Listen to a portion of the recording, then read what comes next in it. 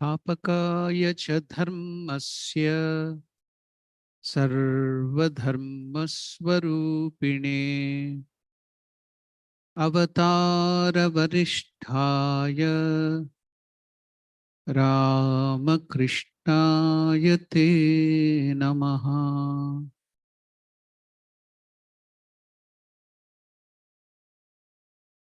Offering my obeisance to Ramakrishna, Mother Sharada Devi, and Swami Vivekananda.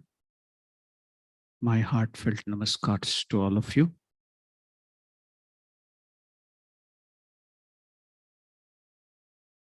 A scientist was arguing with a religious personality. The scientist now asked the religious man, "Can you show me God? You tell that God exists. I don't believe in that. Can you show me God?" To which the religious man told, "Okay, you are a scientist. Can you show me oxygen or air?"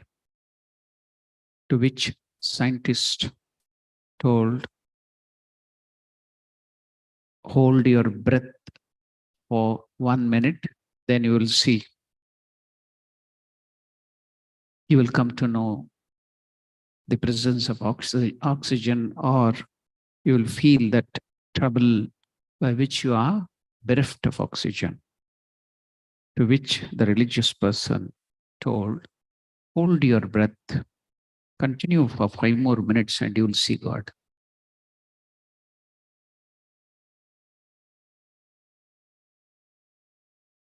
Now, everybody has this wonderful doubt in their mind to know God.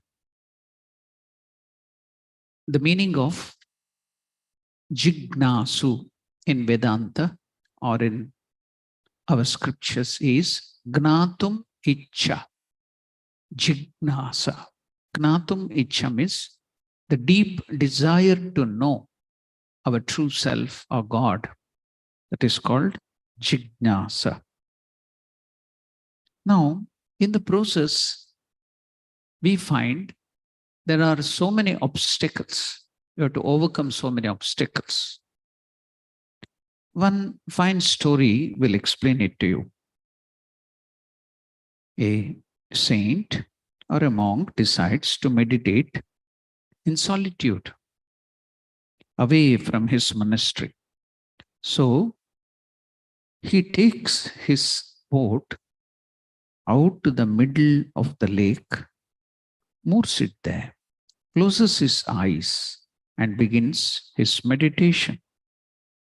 After a few hours of undisturbed and blissful meditation and silence, he suddenly feels the bump of another boat colliding with his own boat. With his eyes still closed, he can feel, he senses his anger rising. And by the time he opens his eyes, he's ready to scream at the other boatman who dare disturb him, his meditation. But to his surprise, when he opens his eyes, he sees it's an empty boat.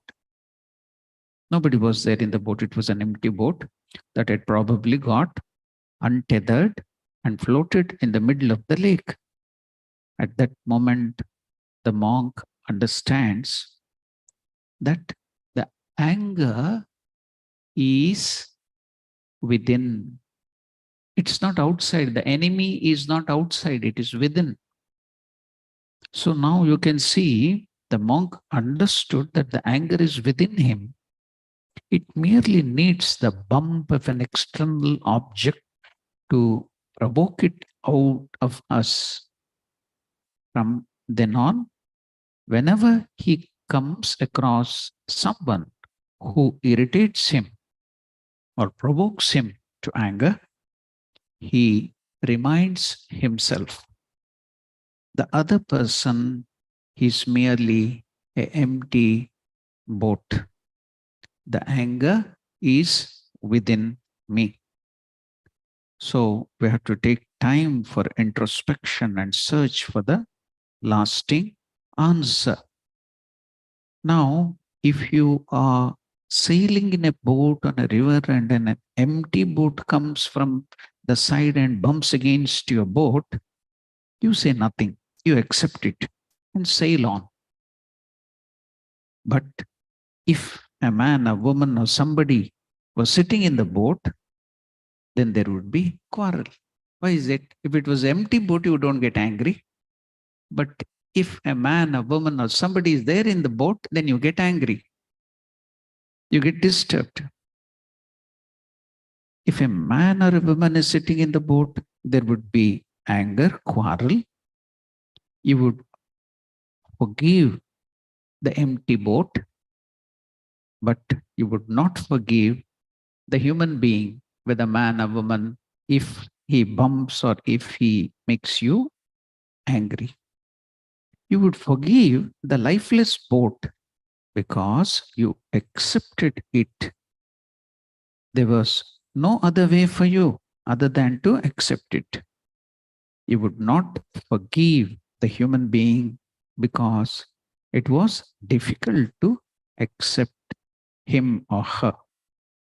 When both situations, whether the boat is empty or a man is aboard, or one are one and the same to you. So this is total acceptance. So it is in your mind how to deal with it.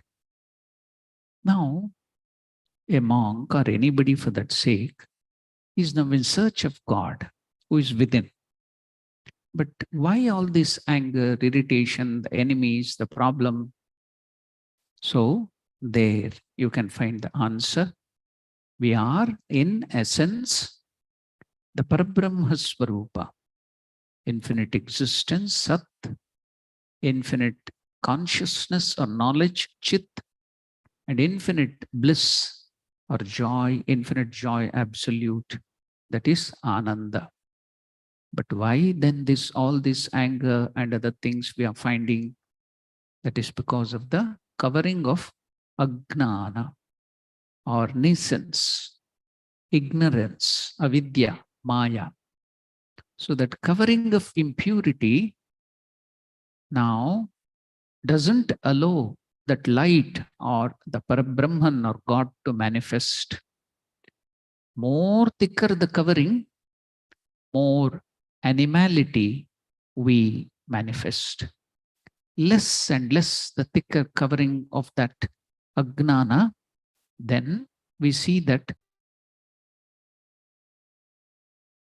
nature to the human nature with all the qualities of discrimination, knowing between the good and the bad, real and the unreal, forgiving nature, all that starts coming slowly. You become human being.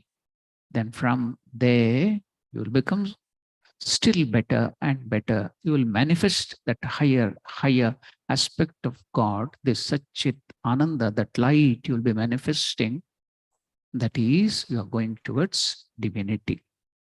That's why Swami Vivekananda called this process of moving from the animal life, where Swami Vivekananda expresses it in a beautiful language. What is that? Religion is the process by which a brute is raised unto man and man unto God. So this goal of manifesting the divinity which is already within is the summum bonum or essence of all religion and all spiritual path. So you got a wonderful example by that boat. The monk who is going by the boat, the pump and everything brings out that ignorance. You will see that as you go on meditating, doing japa, doing puja, doing good deeds, all this, your anger increases, your so many other bad qualities go on increasing. Then you'll start feeling, earlier I was good. Why is that after coming to the religious life, all this, I'm becoming more bad and bad? No, it is not so. Because all that was hidden within is coming out. That is the right thing which is happening. Now you can see. So many things are there within, lurking inside, which you didn't know at all. They were all hiding inside. So without karma yoga, without religion, you are feeling that you are such a good man, good person, good woman. So you are a saint without paint now. But once you enter into the kshetra of karma or spiritual practice, then it is like stirring the whole mind, subconscious mind, and everything starts coming up. That means you are really on the right path. All the things are coming up. Now you have to wash it, remove it, and then manifest the divinity. That is very, very important. As I told you many a times, and in the earlier last many satsangs back, I had started the process of who am I, who is God, and all that series of things I took up. Now, in this process, we should understand what is spiritual life, what is devotion, what is puja, what is this karma yoga, what is happening behind the scene, what is happening within us when we are moving forward in spiritual life has to be understood. Now, many of you who have knowledge of neurology and other psychological, different psychology and psychiatry and other branches, you know that there is a theory that the people either are left-brained or right-brained, meaning that one side of their brain is dominant. If you are mostly analytical, methodical in your thinking, the theory is this, that you are left-brained. If you tend to be more creative or artistic, you are right-brained. This theory is based on the fact that the brain's two hemispheres function differently. This first came to light in 1960s thanks to the research of psychobiologist and Nobel Prize winner Roger W. Sperry. So the left brain is more verbal, analytical, and orderly than the right brain, sometimes called the digital brain. It's better at things like reading, writing, and computation. According to Sperry's dated research, the left brain helps you with logic, sequencing, linear thinking, mathematics, facts, thinking in words. The right brain is more visual, intuitive. People sometimes refer to it as analog brain. It is more creative and less organized way of thinking. Sperry's dated research suggests that the right brain helps people with imagination, holistic thinking, intuition, arts, rhythm, nonverbal cues, feelings, visualization, daydreaming, so many other things. Now, let us forget about this neurology or psychology. Now come to the field of metaphysics or spirituality. The great scientist, the great Rishi, the great Paramahamsa, the greatest of the Avatara, Ramakrishna Paramahamsa, when his disciples or any devotees used to come to him or spiritual aspirant, what would he do? Mentally offer to them, again I'm telling, mentally offer tulasi to that person. Then if he accepts that tulasi leaf, then he would come to know that this person is a bhakta, devotee by nature. Suppose he would not accept that tulasi, then he would offer mentally bilva. So if he accepts that, then he would come to know he is a gnani. So Ramakrishna used to tell that he was a avatara or Shiva by nature. He is Vishnu by nature. So now you can see broadly in the spiritual life, they classify the people, whether men or women, into these two types. What is that? Two main branches, Shiva type and Vishnu type. See the image of Shiva. How is it? Always meditating. He doesn't have proper special uh, ornamentations, diamonds, gold, and other things. Just elephant skin, tiger skin, Gajacharmam Varadara, sitting in meditation, matted locks, snakes are the ornaments. So you can see that beautiful picture of Shiva, you can imagine. So you can see the followers Shiva, they are more analytical in way, introspective. Shiva himself, you can see always meditating, introvert. So all this type of nature, not that the other persons will not have that nature, but this is dominating by nature. The other nature, like Vishnu type, you can see always active with gold, lot of gold ornamentation. You go to the temple of Vishnu or Krishna or anywhere Vishnu, there will be a lot of gold, diamond, neat and clean, and everything spick and span, orderly, everything you can see. So the people who are emotional by nature, the people who are having this tendency of increasing the work, karma yoga, and doing all that thing, getting more wealth, pravritti marga. So that is Vishnu type. So here avatara of Vishnu can be seen here. It is Vishnu type having these qualities. Now Vivekananda would be called by Ramakrishna as Shiva Avatara, Shivamsha Sambhuta. Means he has developed that nature of Shiva type. Gnana Marga, he would not go for emotions, he would be always logical, analytical. Vivekananda, you could see. Gnana Marga, Raja Yoga. So Raja Yoga, Gnana Yoga, logical thinking, Shiva type, meditative type, introvert by nature. Extrovert, always emotional, increasing the work, Karma Yoga, beautiful things, everything you can see, it is Vishnu type. These are the broadly the people are divided into these types. So when as a guru, Ramakrishna used to meet his disciples, he would find out which type they are by offering this tulasi or bilva. So when he would reject tulasi and accept bilva, he would tell he is Shiva type. So accordingly, Ramakrishna would give him teachings, the mantra and other different ideals to that person. And when it would be Vishnu type, that is emotional by nature, he would guide him in the process of devotion and whatever is to be done.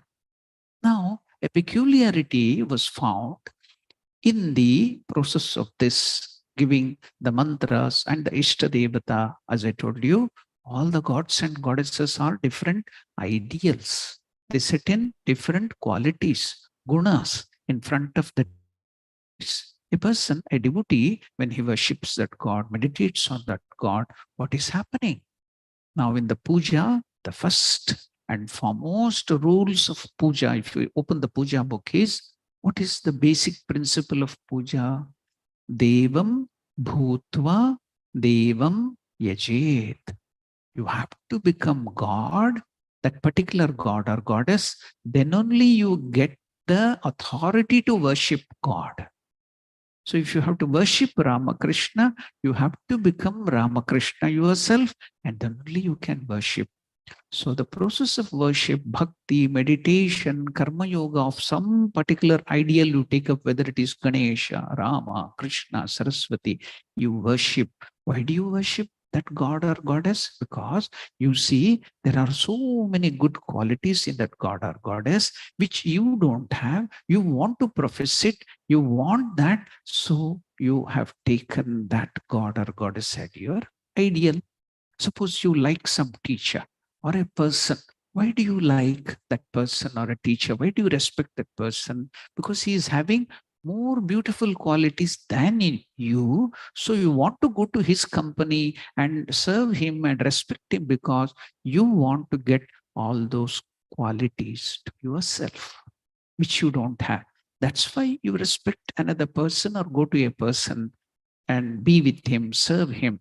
Likewise, here all these gods and goddesses are setting in different ideals. Just like when you are in the first grade teacher will be your ideal. Until then, your father and mother were your ideals. Now, whatever your father and mother tells, you will reject, you will tell, no, my teacher has told. So you will obey only your teacher. So the first grade teacher is your ideal in the first grade, first standard. Then when you go to the second grade, you will forget the first grade teacher. And the second grade teacher will be your ideal. So you go on and on and on and on. You will find such ideals outside. And then you grow and grow and grow. Likewise in spiritual life too, all these gods and goddesses are setting in different ideals, qualities in front of you so that you can grow in your stature. Remove that agnana, the ignorance, the covering of ignorance around that God which is not allowing you to manifest. What is that manifestation of that guna? Is your different qualities, good qualities, all that thing you develop and you remove all the bad qualities, then it goes up and up and up. Finally, when you realize or when you manifest the whole totalistic Parabrahma Swarupa, that you are yourself the Parabrahman, there ends the march of spirituality. Now, when Vivekananda came to him, when he found out that he was Shiva by nature, what was the mantra given to Vivekananda? Was it the Shiva mantra given to Vivekananda? No. Ramakrishna gave Vivekananda ideal of Rama. Rama was the ideal given to Vivekananda. Vivekananda's Ishtadevata was Rama. Now, from the place where he has the Shiva type of manifestation in the process of spiritual life, now to become a paripurna, holistic God or Parabrahman, he needed to manifest the Rama type or Vishnu type. He gave him that mantra. Likewise, Guru, when the disciple comes, he will see what kind of nature has he manifested. So what should be the next ideal which is to be placed before him? Then the Guru decides and gives him that mantra or that ideal so that he will go to the next stage of evolution. So higher and higher until you become the full-blown, paripurna, holistic development of Parabrahma. Now, you might have got an inkling of what is spiritual life, what is that you are now getting. As I told you, if you have taken Ganesha or Rama as your ideal, when you are worshipping, when you are meditating, when you are reading about that and hearing the teachings about that, all those beautiful qualities, the guna represented, the ideals represented by that God will start coming to you. You get in, you are inculcating all those beautiful, you grow in stature. Law of diffusion. What is that law of diffusion? Flow of anything from higher concentration to lower concentration is called diffusion. So now that in the higher thing, it is called osmosis also, whatever that might be, let us not go to science. So now that qualities, that guna, which are in higher standard will start getting infused into you. You grow in stature, in spirituality. Then finally, when you realize that God, when you see, have the vision of God, what has happened? Holy Mother Sharda Devi tells, suppose you see God, what has happened? Will you grow two horns on your head? No, nothing. Only thing is, you grow in your stature of good qualities. You become that God yourself. Suppose Rama is representing the perfect character of Pitruvakya Paripalana, Matru Bhakti, then Ekapatni, Vratasta, Madhurabhashi, Satyabhashi, all those beautiful qualities you will start getting if you are meditating on Ramachandra. Finally, when you realize that God, you have become completely Rama himself. So that is realization. That is the vision of God. It is not that there'll be some sound like in the cinemas. You will see when God comes, there'll be a flash of light and there'll be sound, special music and other things affect. You'll be expecting all those things. No, you become one with that God. You will get all those beautiful, wonderful qualities into yourself. You become that God. That is God realization. So if you're simply bent upon in some of the rituals, doing some archana, doing some havan, you should now awaken yourself The real spiritual life is you should gain all those wonderful qualities into yourself of that God. If you call yourself as the devotee of Ramachandra, and if you don't respect your father, you are not at all fit to be called the devotee of Ramachandra. Those qualities should come to you. If you're calling yourself the devotee of Ganesha, that wonderful quality of Ganesha where he saw his own mother in all the female beings, if you don't have that character, you are a characterless man, seeing only lust in everything, then you are not fit to be called the devotee of Ganesha. So when you are meditating on Ganesha, those wonderful quality which Ganesha stood for should start coming to you. So that is spiritual life, that is worship, that is meditation, that is karma yoga, removing that ignorance. So that's why you can see God is called, Swami Vivekananda explains God as unselfishness. What is God? God is unselfishness. Then what are we? Full of selfishness. What is the basic theory of the Darwin theory of the animal kingdom? The survival of the fittest. Means the more selfish you are, you can survive in the animal kingdom. The more unselfish you become, you will survive in the spiritual kingdom. If you come to the spiritual kingdom, and if you still want to be selfish, egoistic, then you are still in the animal kingdom. So now, basics of spiritual life should be understood with all these beautiful things. When we study the life of Vivekananda, when we study the life of Ramakrishna, teachings of Ramakrishna, these hidden truths are to be found out. Then only your life in spirituality will become fruitful. Otherwise, it will be mechanical, and we will go on every day eating the prasad, coming to the ashram, hearing the bhajans, then going around the temple, then putting some flowers, there ends the matter. Should dwell inside, understand, read between the lines, and then inculcate all these beautiful qualities, manifest that divinity, and that is real spiritual life.